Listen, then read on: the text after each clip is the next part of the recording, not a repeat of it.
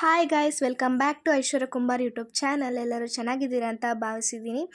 Okay, ಇವಾಗ ನಾವು ಮಾಡ್ತಾ ಇರೋಂಥ ರೆಸಿಪಿ ಬಂದು ಚುರುಮುರಿ ಮಾಡ್ತಾಯಿದ್ದೀವಿ. ಈ ಚುರುಮುರಿ ರೆಸಿಪಿ ಹೇಗೆ ಮಾಡೋದು ಅಂತ ಅಂದ್ಬಿಟ್ಟು ನಾನು ಹೇಳ್ಕೊಂಡ್ಕೊಡ್ತೀನಿ.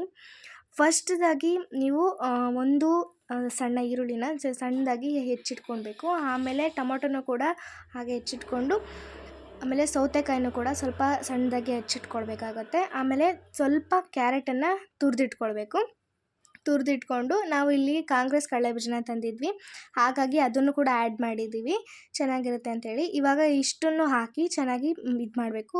ಪೇಸ್ಟಿಗೆ ನಿಮ್ಗೆ ಹೇಳಿಲ್ವಲ್ಲ, ಪೇಸ್ಟು ಹೇಗೆ ಮಾಡ್ಕೊಳ್ಳೋದು ಅಂತ ಅಂದರೆ, ಸ್ವಲ್ಪ ಕೊತ್ತಂಬರಿ ಹಾಕಿ ನಿಮಗೆ ಖಾರಕ್ಕೆ ತಕ್ಕಷ್ಟು ಹಸಿಮೆಣಸಿನ್ಕಾಯಿನ ಹಾಕಿ ಪೇಸ್ಟ್ ಮಾಡ್ಕೊಳ್ಬೇಕು. ಸ್ವಲ್ಪ ರುಚಿಗೆ ತಕ್ಕಷ್ಟು ಉಪ್ಪನ್ನು ಹಾಕ್ಕೊಂಡು ಪೇಸ್ಟ್ ಮಾಡ್ಕೊಳ್ಳಿ.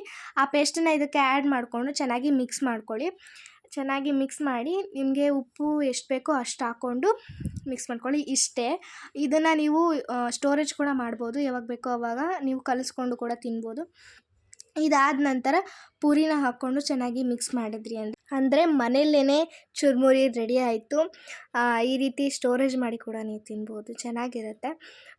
ಟೇಸ್ಟ್ ಅಂತೂ ತುಂಬಾ ಚೆನ್ನಾಗಿತ್ತು. ನೀವು ಕೂಡ ಮನೇಲಿ ಟ್ರೈ ಮಾಡಿ. ಫೈನಲ್ ಲುಕ್ ಹೇಗೆ ಬಂತು ಅಂದ್ಬಿಟ್ಟು ನೋಡೋಣ ಬನ್ನಿ.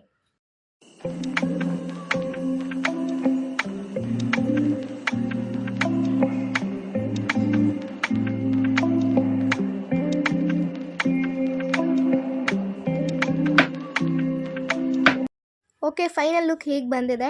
ಎಲ್ಲರೂ ಲೈಕ್ ಮಾಡಿ, ಶೇರ್ ಮಾಡಿ, ಕಮೆಂಟ್ ಮಾಡಿ, ಸಬ್ಸ್ಕ್ರೈಬ್ ಮಾಡೋದನ್ನು ಮರಿಬೇಡಿ. ಎಲ್ಲರೂ ನಮಗೆ ಸಪೋರ್ಟ್ ಮಾಡಿ ಅಂತ ಹೇಳ್ತಾ ಬಾಯ್.